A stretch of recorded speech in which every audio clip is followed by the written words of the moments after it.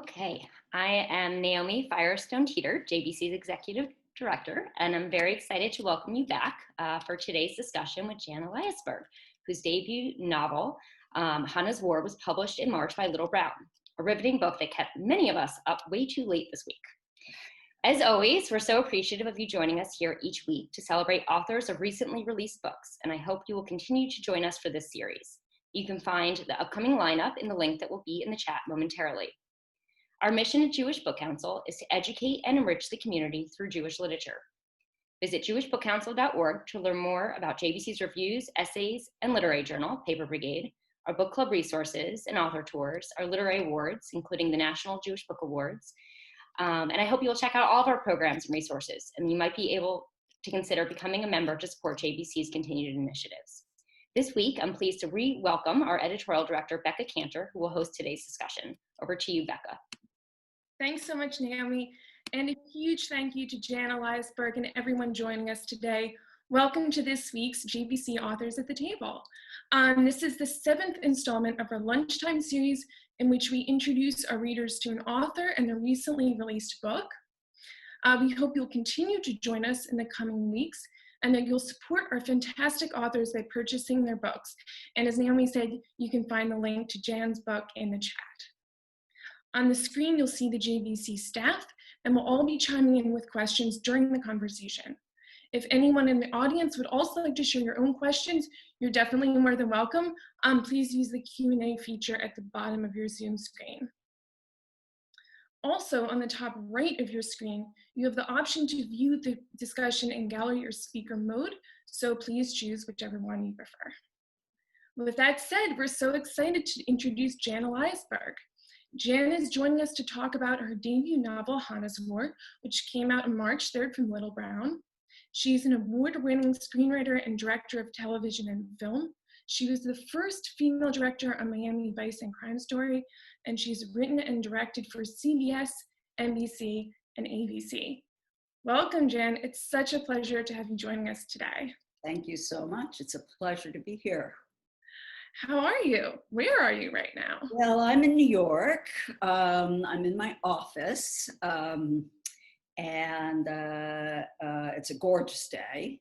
And I have behind me a cover of Hannah's War and my inspiration, which I'll probably talk about her in the course of our conversation.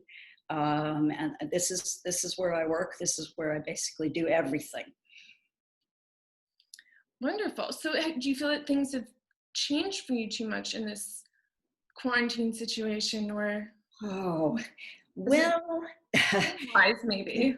Let's just say this. My book tour started on the 3rd of March, and the launch party was unbelievable. There's a picture of me. I look radiant. I look as happy as I've ever been. It was a full house with a party afterwards. And then COVID hit, probably really 5 days later, when I was in Miami and there were 3 people in the audience and everything was quiet and shut down, and I kind of realized, this is it. Everything canceled. And so I've just been doing as much as I can online, which has been fun because it's kind of challenged us to be a lot more imaginative in the way we go about things. But there were a few events that I was really looking forward to that didn't happen. I was supposed to be interviewed by Tony Shalhoub, who plays Abe Weissman on Marvelous Mrs. Maisel, and of course Monk at LA Live Talks Los Angeles.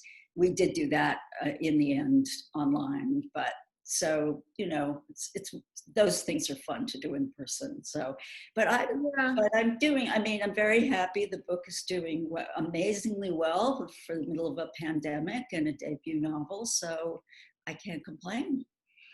Well, we're so happy to at least be able to feature you online in this format. And speaking of your novel, I wondered if you could tell us a bit about your book. Sure. So the book was a quite a long time in the making. It is an espionage thriller set during the development of the atomic bomb.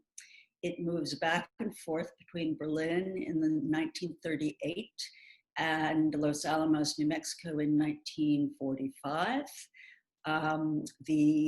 Hannah is a Jewish physicist based on a real person who is in Oppenheimer's inner circle at Los Alamos, and a military investigator, ambitious and hungry, comes to root out a spy in Los Alamos, and he begins to set his sights on Hannah for some pretty good reasons, as it turns out.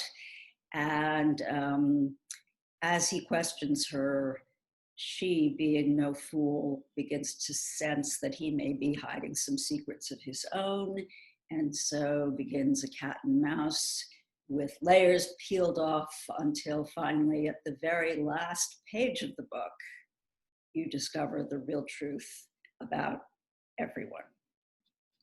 Perfect. Like everyone now who has not read your book is like following the chat, buying it immediately. Good. At this moment, that was the perfect description. And I mean, your book is so fascinating. As you've alluded to, the history behind it is also so fascinating. So I wondered if you could talk a bit about your inspiration for the book. Yes. I was in the New York Public Library, which has just an incredible collection of microfiche. And I sometimes just get lost in there because there's so much to look at. And I had an idea that I wanted a couple I was writing about to meet on the day the war ended. And so I pulled up the microfiche of the New York Times on the day that they reported dropping the bomb on Hiroshima.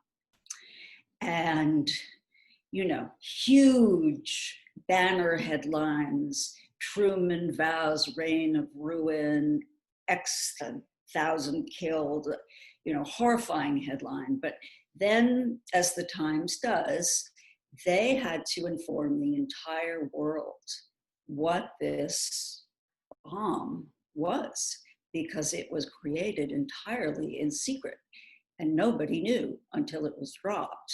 Even people working at Los Alamos, even scientists working at Los Alamos, some of them did not know what they were working on.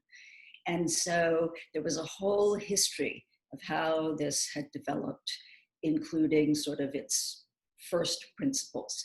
And below the fold, there was a paragraph that read, "The key component that allowed the Allies to develop the bomb was brought to us by a female non-Aryan physicist." And I read that and I thought, wait a minute. Who is this woman? I know what non-Aryan means. It means Jewish. Why have I never heard of her? This was the biggest discovery of the 20th century. I must find who this woman is, and I must tell her story, because I kind of instantly sensed that there was an amazing story there. And that set me off on what turned out to be about 10 years of research. First into her and her life. And her name is Lisa Meitner. She was an Austrian Jew working in Berlin all the way through the 30s. She was the only woman at that level of research, really anywhere in the world.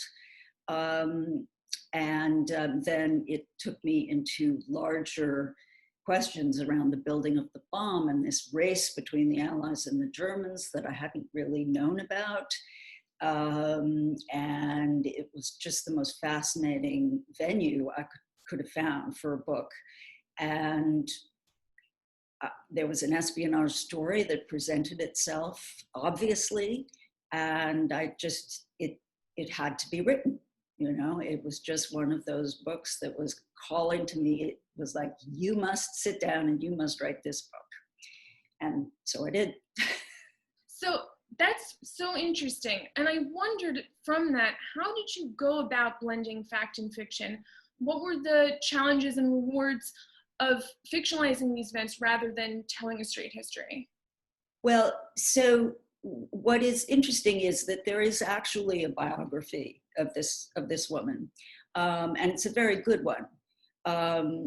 She has not gotten her due for many, many, many reasons, including the fact that she should have won the Nobel Prize, but her German male partner, I think, managed to convince himself that she didn't have anything to do with it, and so he won the prize. But you know, her story is out there, so I did not feel as if it was my obligation to tell a biography of her. And because I'm American, I felt that the American story about the bomb was something that I really wanted to talk about. So I didn't feel that it was just a story about this woman living in Germany. It needed to have for me an American component. And I have always loved stories that take characters in very high stakes circumstances, but in periods of time, in backgrounds where there are a lot of political and moral and social questions, big questions, epic questions. And this really fit that bill, but not if I only told a sort of bio story of this one woman. So that was the jumping off point for me. And then there was another jumping off point. There is a huge question, which has really never been answered, about why the Germans did not get the bomb. And no one knows for sure. Many people have speculated. And I found that question quite fascinating. So that became the other sort of tent pole of the two sort of poles through which I wove my story. Thank you so much. I am sure that we're also going to get back to some of those big questions that you raise in a little bit. For now, I wondered if you could read a little bit from your book. Yes, I would love to. So I'm going to read the first chapter. I think it sets things up really well. I don't think it needs a lot of explanation, but this chapter is in Hannah's voice. They come for me at dawn, as I knew they would. I've slept in my clothes, and I ask if I may step into my shoes. They allow that, but nothing else. He tells me to go outside, and I do. Parked on the dirt road between my barracks and the laboratory is a vehicle the Americans quaintly call a paddy wagon, an absurdly chipper term for the dank iron trolley that will transport me from Los Alamos to the prison at Fort Leavenworth, where I will wait again, not for long, I fear, for my perfunctory trial and inevitable execution. The chain reaction leading to my death has been accelerated by my own divided heart. I see that now in a way I never could when all was theory. White chalk on blackboard, equations like pale bones scattered across scorched earth. The man I shouldn't have trusted, forgive me, that's my puppy with commentary. The man I shouldn't have trusted latches the manacle around my wrist and fixes it to a hasp welded hard to the bench. I'll protect you, he says, with such earnestness it makes me smile. You are lying again. He glances over his shoulder, sufficiently assured that no one can see us. He takes my face between his hands. I will protect you, Hannah, if I can. I think he might kiss me, but that would be a danger to both of us. He is a meticulous and cautious man by nature, skilled at the art of keeping secrets. Most lovers are. I have limited empirical evidence to support this hypothesis, having loved only two men, but both of them held the truth at a safe distance. Safe for them, not for me. His promise of protection, however well-intended, doesn't comfort me, so I comfort myself with equations. The distance from the laboratories in Los Alamos, New Mexico to the prison compound in Fort Leavenworth, Kansas is 874 miles. We left when dawn was still a wishful glow behind dark mountains. We are traveling, I estimate, at an average speed of 42 miles per hour, allowing for stops. Oh God, will they stop? Will they allow me that simple comfort? No, I won't think about that. The equations stay with them. I drum the fingers of my free hand, playing an invisible keyboard on the metal beside my legs. This is my habit when I run numbers, drumming my fingers on hard surfaces, desks, and tables. A distance of 874 miles at an average speed of 42 miles per hour creates a probability of 20.8095 hours of actual travel time, plus the approximately 27 minutes it would take for the MPs to force the paddy wagon to the side of the road, slide a bag over my head, and stay with the equations. I will protect you, Hannah, he said, if I can. A distance of 874 miles, leaving at dawn, allowing for the variable, if I can. Thank you so much, Jan. As we can see from even just this chapter, the novel is so cinematic. How did you decide that it should be a novel, not a film or a TV show? And what was your process moving from writing for the screen to writing fiction? I had always wanted to write fiction. It was a dream of mine. I grew up in New York. I read the Sunday Book Review in the Times like every other, sentient person in New York, and thought that's the dream, And I think for a lot of reasons, some of them best left to my therapist, I ended up going into the theater and becoming a director because it was a way for me to tell stories that maybe wasn't as terrifying as the blank page. And at a certain point in my directing, I began to feel that I was telling stories, but they really weren't the stories I wanted to tell. I was being hired to tell other people's stories. And so I started writing my own screenplays and was, fairly successful. Wrote a lot of screenplays, mostly with female leads. In fact, I think all with female leads. Some with some great actresses attached, Nicole Kidman, Jennifer Lopez. But you might have noticed that Hollywood is not all that open to telling these great stories about great women. They come along like hidden figures, and then they do really well, and then people say that was a fluke, and and then it's another 10 years before one comes along again. And literature, on the other hand, is a wonderful home for complicated, independent, fierce women. Mrs. Dalloway, Lily Briscoe, Into the Lighthouse, any of Toni Morrison's heroines. We could go back to Anna Karenina. I mean, these women are, they are the center of their own lives, and they are the center of those stories. And I did not want to consign Hannah to development hell in screenplay form. I wanted her to live.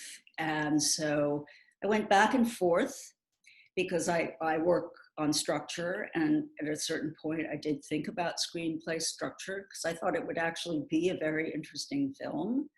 But ultimately there were enough backstory, enough secondary characters, other details that I felt I just couldn't cram into a screenplay. And I was so grateful to have the novel as a place to really expand the story and tell it exactly as I wanted. Thank you so much. I'm going to open up the discussion to the rest of the team now. And if anyone in the audience has any questions, definitely feel free to add those to the Q&A as well. Hi, Jan. Speaking of structure of your book, I noticed that you used multiple points of view for your narration. Why did you decide to use that structure? Um, that's a great question. Um, you know, in the character of Hannah, she has a lot of secrets. In fact, everyone in the book has secrets. That's one of the bases of it, I think. But her secrets are very deep and she has to protect them very, very well. She's also a woman who is used to working in a world of men, many of whom do not welcome her, some of whom do not take her seriously. So she is a very guarded character. And I thought, you know, how do I make her not likable? I hate that term. That's a real film, you know. Your woman has to be likable. I didn't want her to be likable, but I wanted the reader to really understand her. And of course, when I sat down to write, I thought, oh, this is a novel. I can write from her point of view. We have a direct entry into what she's thinking when I want to use it. And that was really key in my decision. The rest of the story alternates between her point of view and third person, close third person, between her and between her investigator, Jack Delaney. And I think for any mystery,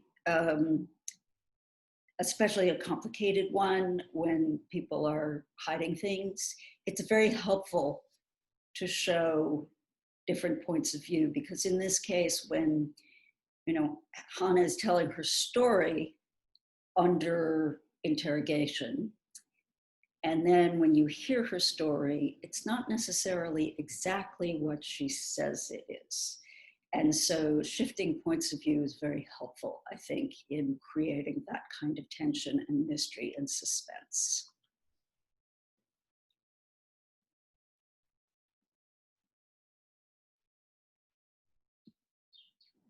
Hi, sorry, I was looking around to see who else was asking. One of the questions I want to ask is that many of the characters in this novel struggle with the question of whether science can be impartial. How did you approach engaging with this question through fiction?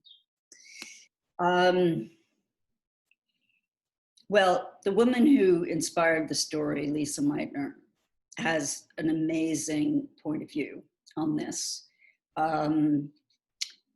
And it's the quote I opened the book with, actually, which I found to be just so moving. She says, "Those blessed with a brilliant mind and a gift for science have a higher duty that comes before discovery, a duty to humanity. Science can be used for good or evil, so it's incumbent upon scientists to ensure that their work makes the world a better place." And I thought that, particularly compared to the point of view of what was going on in Los Alamos, which was dominated mostly, completely really, by men, the atmosphere there was very much one of a sort of passionate engagement like you might find with 12-year-olds and Legos. It was, if they were all 12-year-old geniuses, right? They had a mission, they had a time frame, they were all together doing the work they loved, and there was a sense of the mission and the quest to know the truth and to see if this thing would work that just overtook any kind of moral compunctions. And I actually watched a very interesting documentary called The Day After Trinity, which interviewed a lot of the scientists that were the closest to Oppenheimer. And one of them, very, an elegant gentleman, mathematician, said, "Everything I know about myself tells me that when I knew that Hitler did not have the bomb, I should have turned around and walked out of Los Alamos and never looked back. But I didn't. and none of us did. And so for me, putting this woman who in Germany had seen what happens when science becomes militarized, because literally her institute is taken over by the Nazis and it becomes a military, installation. And having her watch what's going on in Los Alamos, which was almost the same thing, but so much more subtle and so much more couched and so much quieter, but all of the manipulation and the military and the scientists and this kind of push-pull of keeping the scientists working and the scientists having some qualms and the military sort of squashing them and keeping them going. I just felt that really summed up so many of the questions about, why did all these scientists develop the bomb when clearly they were smart and they knew the power of what they were creating. And a lot of them did it because they had family back in Germany or Eastern Europe. And so there were some very personal, you say science is objective. Well, yes, but they also had some very personal reasons for doing what they were doing. And I just found that fascinating, and interestingly enough, here we are debating the value of science. We're in the middle of a pandemic. Do we follow the data? Do we listen to the scientists? Or do we go out and say, I want to eat at a restaurant and that's more important. So, these are questions that are going to keep coming up over and over and over again because science evolves and society evolves, and this was a really great sort of explosion point, if you will. Forgive the pun. Jan, I know we all have so many questions. Since we're almost out of time, I just want to ask you one more before we close. Okay. So as we've discussed, the two people in this novel are both protagonists with many secrets. And one of the things that they do, sort of a game, sort of a test, is that they each tell each other two truths and one lie. And the other character has to guess which are the truths and which one is the lie. So as a final teaser for anyone in the audience who is not 100% completely convinced to buy this book, or has not already read it, can you tell us one lie and two truths about the book? Well, I should point out that in the book, actually one of the characters tells two and possibly three lies, even though the request was for one lie and two truths. So the idea is that when people lie, there's a pattern to the way they lie, and a good interrogator is going to figure that out. So it could be one lie in here, or it could be two, or it could be three. So one of the main characters was inspired by an incident that happened to my father. A key object that one of the characters wears is a jeweled hair clip in the shape of a dragonfly. One of the characters in the book ends up working for the Mossad. Thank you so much, Jan. That is perfect. You will all have to read Hannah's word to find out what really happens. Jan, thank you so much for joining us. Thank you to everyone who joined us today. There are more questions that we have. There were other questions in the chat that we didn't get to answer, so we'll probably be sending those to you.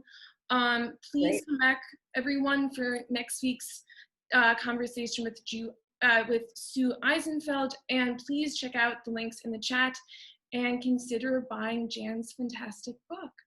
Thank you again, Jan. Thank you so much. Nice to see you. Thanks, Dan. Thank you. Thank you, Jan.